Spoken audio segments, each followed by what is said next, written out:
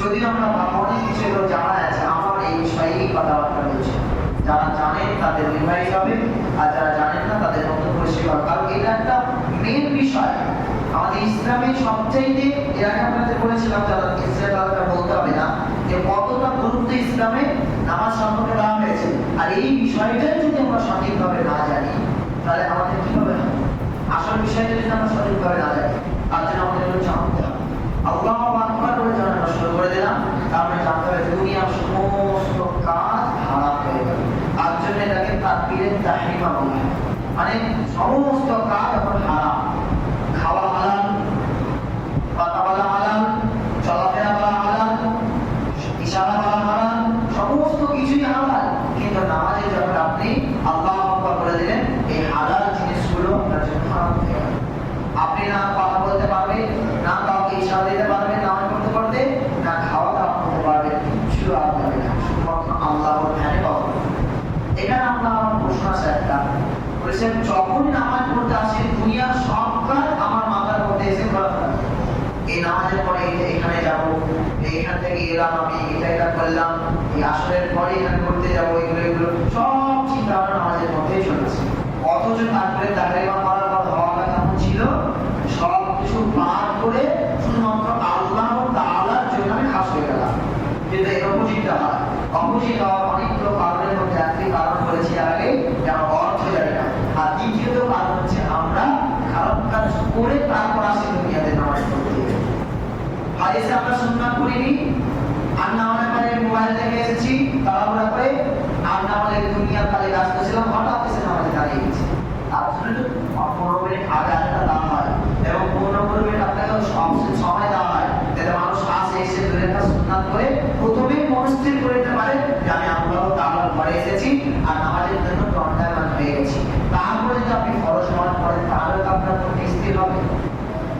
এই জন্য আমাদের দুনিয়া সব হয়। আপনি একদিনে ফলো করুন, আপনি নামাজের আগে চলে আসবেন, এসে দু রাকাত সুন্নাত করবেন, তারপর আপনি নামাজে দাঁড়াবেন, আপনি দেখবেন কোন দিন থেকে বলবেন ঠিক আছে, এটা একদিন নাম্বার হয়। তারপর আপনাকে অর্থও জানতে হবে, নাহলে কিন্তু দুনিয়ার কাজ আপনার মাথায় করবে।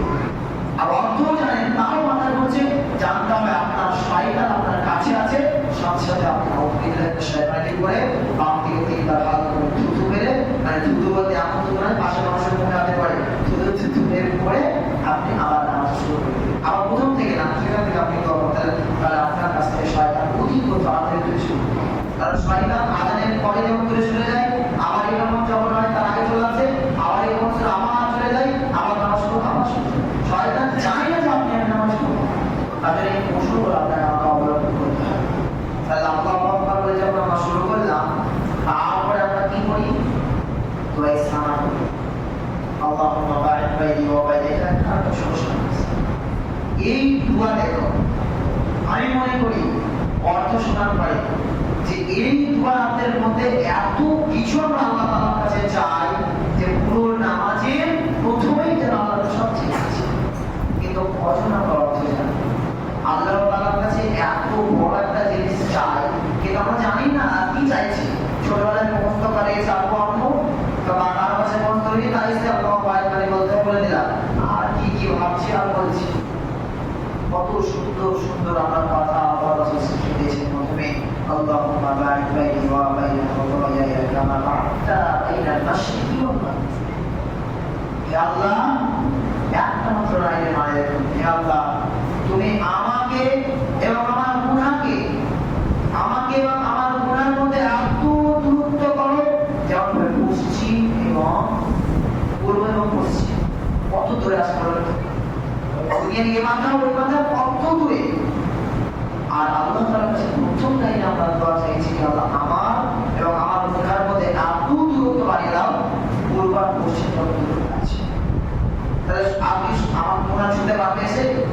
কখনোই পারবে না।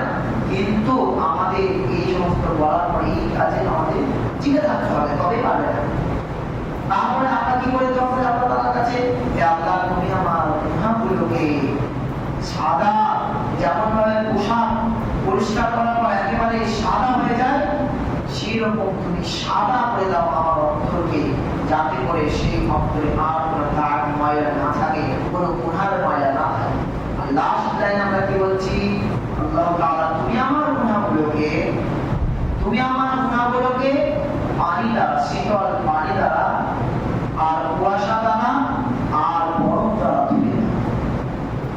এই কথাগুলো আমরা বয়সের মধ্যে বলছিলাম। আমরা এখানে পুরোটাই আমরা যেন আল্লাহর কাছে চেয়ে নিয়েছি, আল্লাহ ওরা যেন আমাদের নাই থাকে এমন ভাবে তো সাদা করে দাও। এবার সাদা কাপড় ইস্ত্রি করার পর বসে পর ইস্ত্রি করার সাদা ফিটফিট এরকম এসব প্রথম অঙ্কের প্রথম নাই, প্রথম অঙ্কে তারপর দ্বিতীয় অঙ্ক আছে, আবার বললাম আসর আছে, মাগরিব আছে, প্রত্যেক 5 অঙ্কে আমরা এভাবে করছি। তারপরে আমরা কি করি? সূরা ফাতিহা। এবার সূরা ফাতিহায় আউযু বিল্লাহ বিসমিল্লাহ পড়ার পর আপনি শুরু করে দিন। আমাদের বিসমিল্লাহ আস্তে পড়বেন, আল্লাহ রাসূল আস্তে পড়েছেন, কেউ কেউ আস্তে থেকে হালকা শুরু করেছে বিসমিল্লাহ। তো আপনি যদি চান জোরে পড়ুন বিসমিল্লাহ, অনেক আলেমরা বলেছে পড়তে পারা যায়, কিন্তু আস্তে পড়া যায় বেশি। আউযু বিল্লাহ বিসমিল্লাহ আস্তে পড়া সূরা ফাতিহা শুরু করতে, এটা জাহেরি নামাজের মধ্যে বলছি, মানে এগুলো জোরে পড়তে হয়। মাগরিব, এশা, ফজর। সূরা ফাতিহা যখন আপনি বললেন, এই ফাতিহার মধ্যে কত কি আমরা বুঝলেন?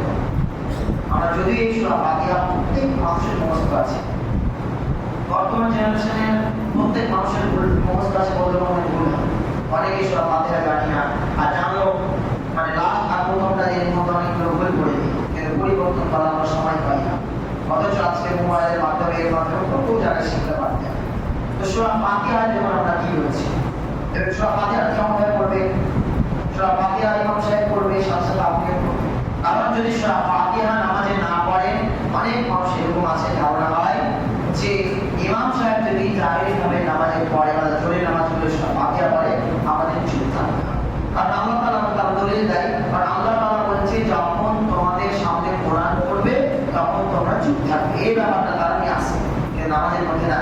হাদিসে এসেছে যে ব্যক্তি নামাজে সূরা ফাতিহা পড়বে না, আল্লাহ ইয়াকরাউ বিফাতিহাতিল কিতাব, অর্থাৎ যে ব্যক্তি সূরা ফাতিহা পড়বে না, সেই ব্যক্তির নামাজ হবে না, সে ব্যক্তির নামাজ নামাজই না। তার জন্য প্রত্যেক ব্যক্তিকে প্রত্যেক রাকাতে সূরা ফাতিহা পড়তে হবে। সূরা ফাতিহা আমরা কি করে দেখো? আলহামদুলিল্লাহি রাব্বিল আলামিন, আর রহমানির রহিম, মালিকি ইয়াউমিদ্দিন, ইয়াকা না'বুদু ওয়া ইয়াকা নাস্তাঈন। প্রথমে আল্লাহ তাআলা আমরা তিনটা লাইনে আল্লাহ তাআলার প্রশংসা। আলহামদুলিল্লাহি রাব্বিল আলামিন, প্রশংসা সেই মহান আল্লাহ তাআলা যিনি জিনার হাতে সারা বিশ্বের রাজা। আলহামদুলিল্লাহি রাব্বিল আলামিন, আর রহমানির রহিম, তিনি অধিক দয়ালু এবং করুণাময়। আর রহমানির রহিম, মালিকি ইয়াউমিদ্দিন, তিনি হচ্ছে বিচার দিবসের মালিক। আমরা তিনটা লাইন তো বলি, তিনটা লাইনের মানেও যদি আমরা জানলাম, আমরা কি প্রকৃতপক্ষে এই লাইনের মানেগুলো আল্লাহ তাআলার জন্যই বলি?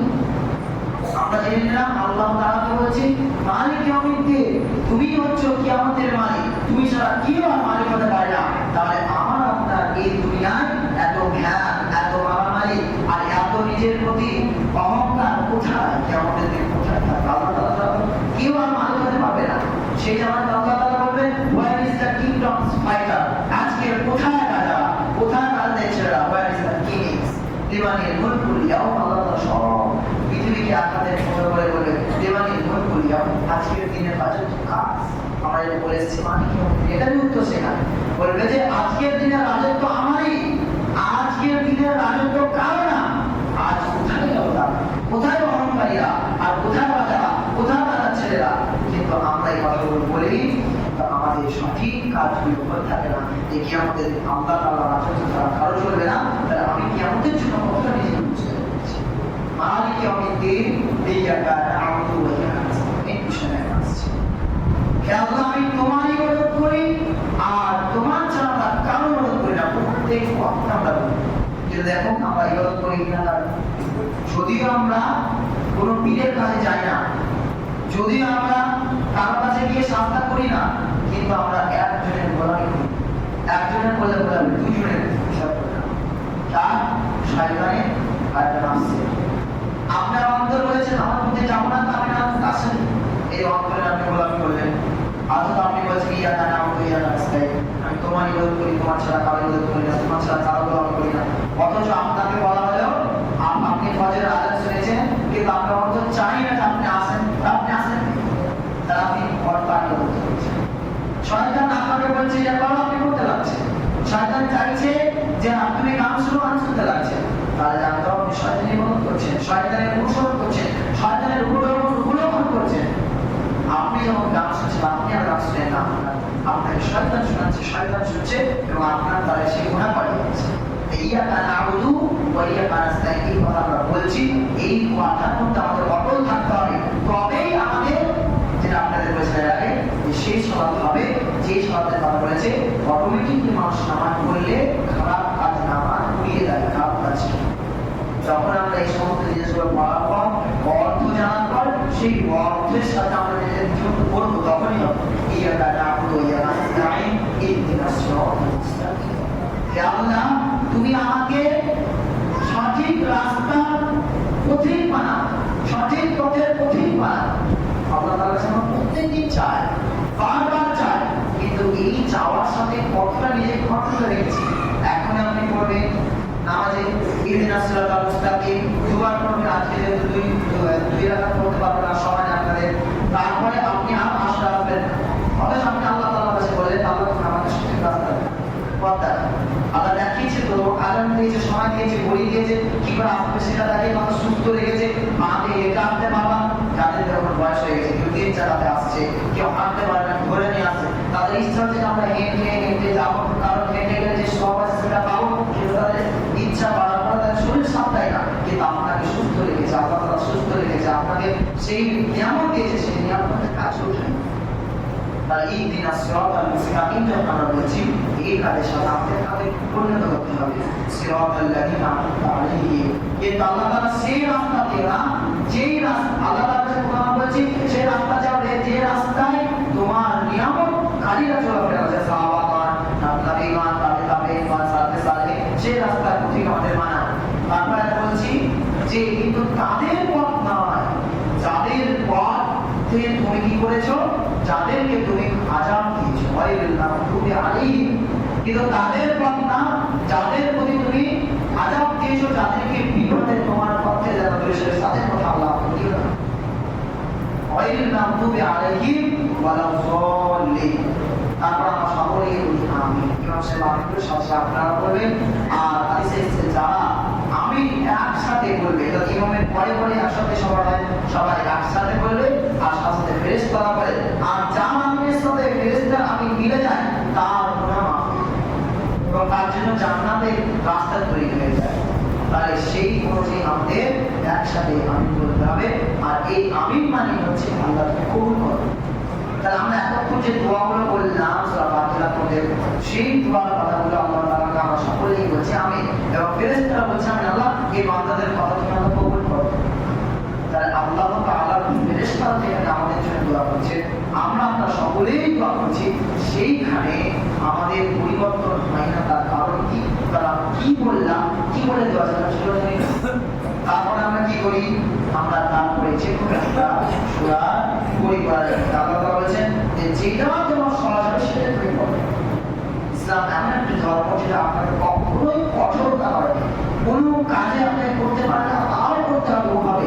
আল্লাহ তাআলা যেভাবে তোমার সুবিধা সেভাবে করতে পারো। নামাজের ব্যাপার আছে, কোরআনের ব্যাপার, যেটা তোমার সহজ সেটা তুমি করো, কোনো ব্যাপার না। যে কোনো একটা অনুশীলন করি, তারপরে আমরা যখন শুরু শেষ করলাম তখন আমরা আল্লাহু আকবার বলে হাত তুলে করে আবার হয়ে গেলাম সাজদা। তারপরে করার পর রুকুতে গেলাম।